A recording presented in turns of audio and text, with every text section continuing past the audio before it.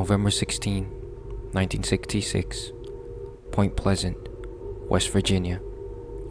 Roger and Linda Scarberry, along with Steve and Mary Mallette, were driving together in a car in State Route 62 near the abandoned National Guard Armory building when they saw something that would change their night. They saw a tall, dark creature that was almost human standing near the TNT area. The sighting gave all of them chills and an uneasy feeling, which made Roger, who was driving the car, speed up towards the town to avoid confrontation with the thing. However, the creature would start to follow them. It started running, and then it started flying. It rose up like a helicopter, gliding its way to the frightened four. It easily kept up with the pace of the car, even as it reached 100 miles per hour. The thing would keep following them, hovering above the hood of the car for minutes, until it just disappeared into thin air. The four of them would go to the police station to tell the cops about what they saw. This would not be the only sighting of this monster, as many people would come forward to describe their sighting of the Mothman. Kenneth Duncan of Blue Creek near Charleston was digging his brother-in-law's grave with 5 other men on a Saturday when he sensed something fly past him. He looked up, where he would see a brown, human-like thing buzzing low near the trees. Quote, "It was gliding through the trees, and it was in sight for about a minute." He described it as some sort of a huge bird with a 10-foot wingspan. The day before the Scarberry and the Mallette couple's encounter, Neil Partridge, a contractor, was at his home enjoying the afternoon when his house suddenly experienced electrical disturbances.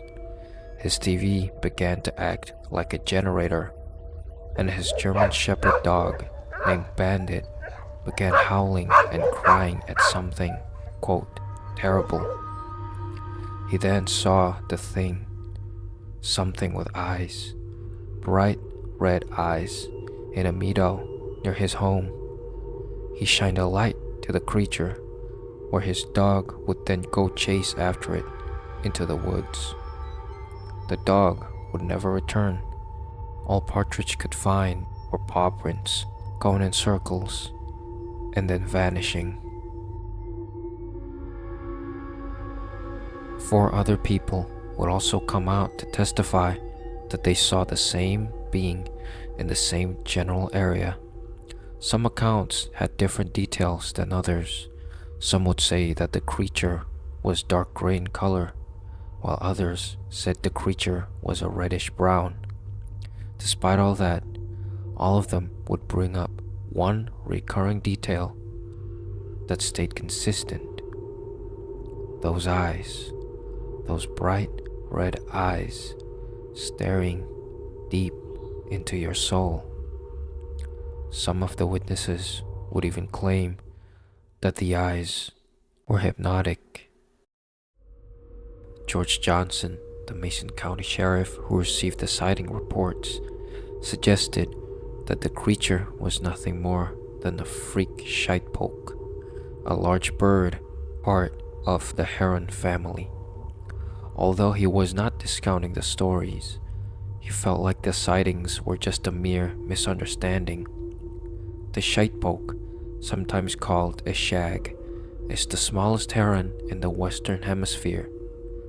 Despite this suggestion, however, officials still couldn't explain the part where a supposed shag could fly at 100 miles per hour, keeping up with a speeding car, as Scarberry and Mallette said the creature did.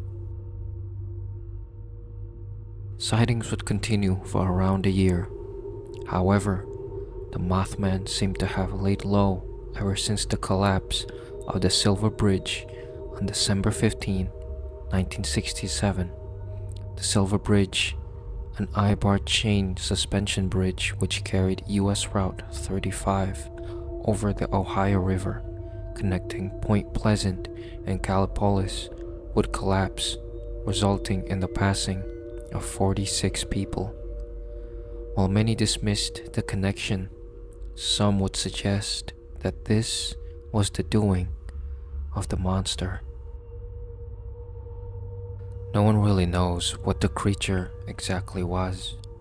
Some say the beast was nothing but a freak bird that grew into an enormous size, while others believed that the being was a demonic entity crawling out of the 5 pits of hell, bringing doom and chaos into our world. And with the monster's most recent sighting being in the year 2019 in Chicago, some believe that the Mothman is still lurking in those woods, waiting for its next victim to terrorize.